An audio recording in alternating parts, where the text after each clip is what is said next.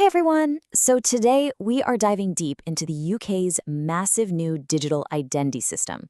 Now, it's being sold as a way to make life easier, but as we're going to see, it's also kicking up some really big questions about our privacy, our security, and honestly, our whole relationship with the government. Let's get right into it. And I want to start with a question that, really cuts to the chase. Is your passport photo sitting on a police watch list? And I'm not being dramatic here. This isn't some hypothetical. It's a real question people are asking right now, all because these huge public databases are quietly being used for things they were never intended for. In fact, this is the exact phrase civil liberties groups are using to describe what's happening. They're arguing that by taking millions of our passport photos and plunging them into powerful facial recognition software, the government has, well, effectively created a secret biometric database, a giant searchable library of all our faces. And all of this happened with basically zero public discussion. Okay, so let's really unpack that. In this first part, we're going to look at how a database that you and I gave our photo to for one simple reason, getting a passport, is now being used for something completely different, police work. Now, this slide, wow, it really shows you just how fast this all happened. So, thanks to some Freedom of Information requests, we know that back in 2020, the police ran just 2 facial recognition searches using the passport database. 2. Fast forward to 2023, and that number exploded to 417. That's a jump of over 200 times. It shows this isn't just a small change, it's a massive shift in how things are being done, and it happened incredibly quietly. And, this has set off all kinds of alarm bells for privacy watchdogs. Their biggest worries? Well, for one, it's basically surveillance of everybody. Whether you're suspected of a crime or not, it's happening without our consent. Plus, we know this technology isn't perfect. It has a known risk of getting things wrong, especially when it comes to racial bias. The fear is that this just makes mass surveillance feel normal. One commissioner even called it a gross violation of privacy and trust. But here's the thing. The passport photo scandal is really just one part of a much, much bigger picture.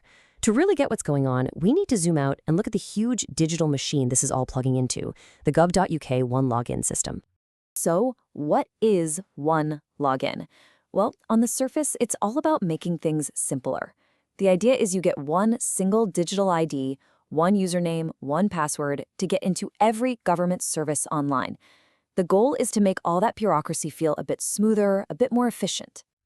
But this is where the scale of it just becomes mind-boggling.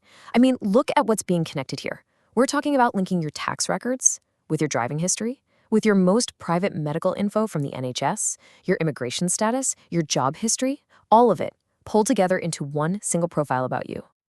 And this quote just nails the biggest security worry. Cybersecurity experts are calling this thing a centralized identity honeypot.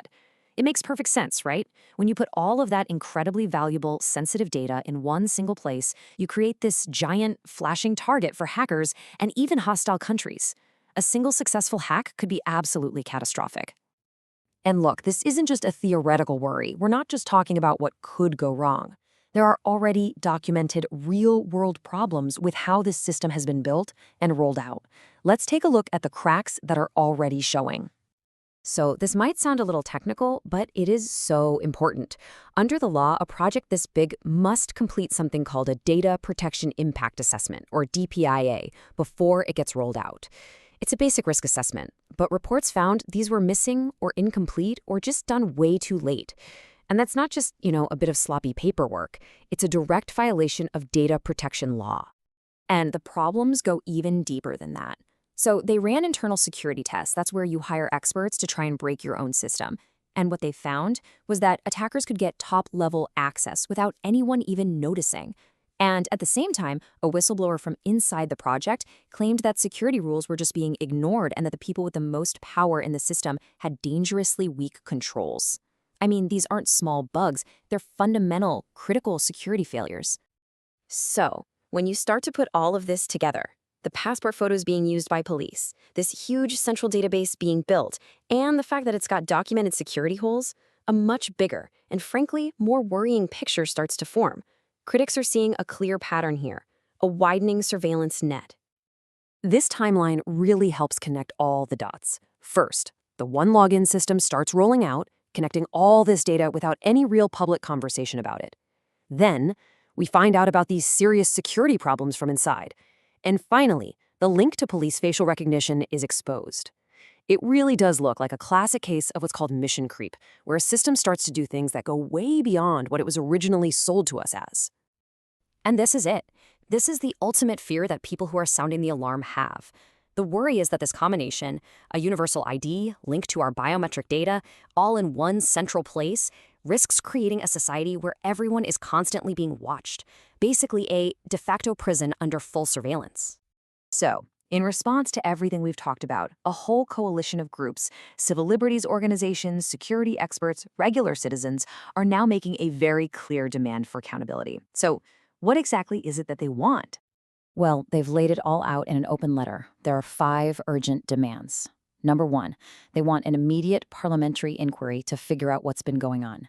2, hit the brakes and suspend any more work on the system until that's done. 3, publish all the risk documents so we can all see them. 4, bring in a truly independent team to audit the security. And finally, number 5, they want new laws to put clear, hard limits on how this data can be used in the future.